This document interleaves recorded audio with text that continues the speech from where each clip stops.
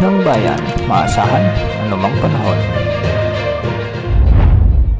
Magandang araw po sa ating lahat, narito ng latest update sa lagay ng ating panahon at sa binabantayan nating dalawang bagyo sa loob at labas ng ating area of responsibility ngayong araw ng Lunes, November 11, 2024. Lumakas na si Bagyong Nika bilang typhoon category habang ito ay nasa silangan ng kabaybayan ng Aurora. Huling namataan ang sentro nito sa layong 100 kilometers silangan timog silangan ng Kasiguran, Aurora. Taglay ng lakas ng hangin na umaabot sa 120 kilometers per hour malapit sa gitna at pagbugsong umaabot sa 150 kilometers per hour. Sa ngayon ito ay kumikilos ng hilagang kanluran sa bilis na 20 kilometers per hour. Dahil nga dito, itinaas na ng Pag-asa ang Tropical Cyclone Wind Signal number 4 sa northernmost portion ng Aurora, ang central at southern portions ng Isabela, ang southeastern portion ng Abra, ang central at eastern portions ng Mountain Province, ang eastern portion ng Ifugao at ang western and southern portions ng Kalinga. Samantala nakataas na rin ang Tropical Cyclone Wind Signal number 3 sa northern portion ng Aurora, ang northeastern portion ng Nueva Vizcaya, ang northern portion ng Quirino, ang nalalabing bahagi ng Isabela, ang southwestern portion ng Cagayan, ang nalalabing bahagi ng Abra, ang southern portion ng Apayao, ang nalalabing bahagi ng Kalinga, ang nalalabing bahagi ng Mountain Province, signal number 3 din sa nalalabing bahagi ng Ifugao, ang northern portion ng Benguet, ang southern portion ng Ilocos Norte at ang buong Ilocos Sur. Samantala signal number 2 naman sa central portion ng Aurora, ang nalalabing bahagi ng Nueva Vizcaya,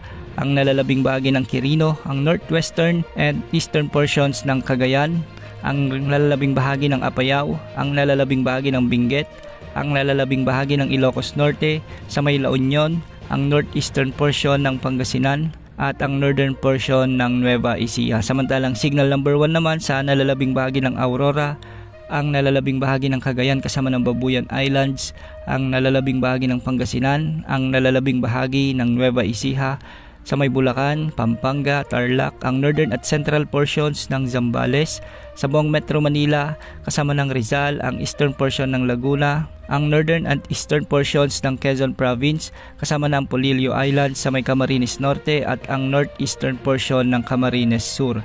Ang mga lugar na nasa ilalim ng Tropical Cyclone Wind Signal number 4 ay pinaghahanda na natin dahil posible na ang malalakas na pagbugso ng hangin at malalakas na buhos ng ulan sa mga susunod na oras. Base sa latest forecast track na inilabas ng Pag-asa, posibleng maglandfall si Bagyong Nika ngayong umaga o di kaya naman ay mamayang hapon.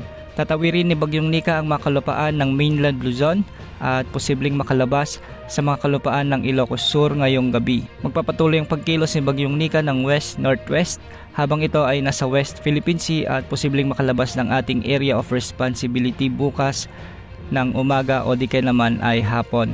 Ayon sa Pag-asa, posible pang lumakas si Bagyong Nika bago ito maglandfall sa bahagi ng Isabela o di kaya naman sa Aurora. Hihina naman ito ng bahagya habang tinatawid ang mga kabundukan at kalupaan na sakop ng mainland Luzon, ngunit magkakaroon ulit ito ng intensification pag nakarating na ito sa may West Philippine Sea. At para naman sa mga pag-ulan na dadalhin ni Bagyong Nika, posibleng makaranas ng intense to torrential rains o katumbas ng mahigit 200 mm na pag-ulan ngayong araw ang mga lalawigan ng Cagayan kasama ng Babuyan Islands sa may Apayao, Kalinga, Mountain Province, Ifugao, Isabela, Quirino, Nueva Vizcaya at Aurora. Pinag-iingat natin ang mga kababayan natin yan dahil ito yung mga lugar na pinakamalapit ang sentro ng bagyo at ito yung mga lugar na mas makakaramdam ng mga malalakas na pagbugso ng hangin at pagbuhos ng ulan.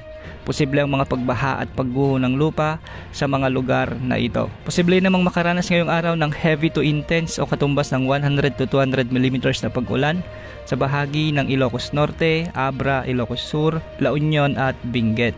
Samantalang moderate to heavy naman o 50 to 100 mm na pag-ulan ang mararanasan sa Tarlac, Pangasinan, Nueva Ecija, Quezon Province, Camarines Norte at Camarines Sur. Ito ay direktang epekto pa rin ni Bagyong Nika sa mga lugar na ito. Samantala isang panibagong bagyo ang minomonitor ulit ng Pag-asa na posibleng pumasok sa ating area of responsibility bukas ng hapon o gabi.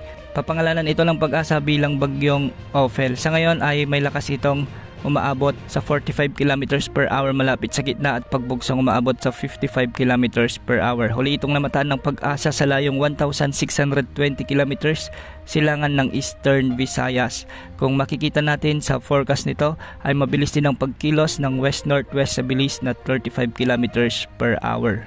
Posibleng maglandfall ang bagyong ito o si potensyal na bagyong Ophel sa bahagi ng Northern at Central Luzon sa araw ng Huwebes o di kaya naman ay Biyernes ng umaga. Inaasang lalakas din ito bilang severe tropical storm bago maglandfall sa mga nasabing lugar. Kaya sa mga kababayan natin, maging alerto po dahil dalawang bagyo ang inaasahan nating tatama sa mga kalupaan ng Northern Luzon sa iisang linggo lamang. Yan muna ang update sa lagay ng panahon. Ito pang weather update ng Bayan Maasahan Anumang Panahon.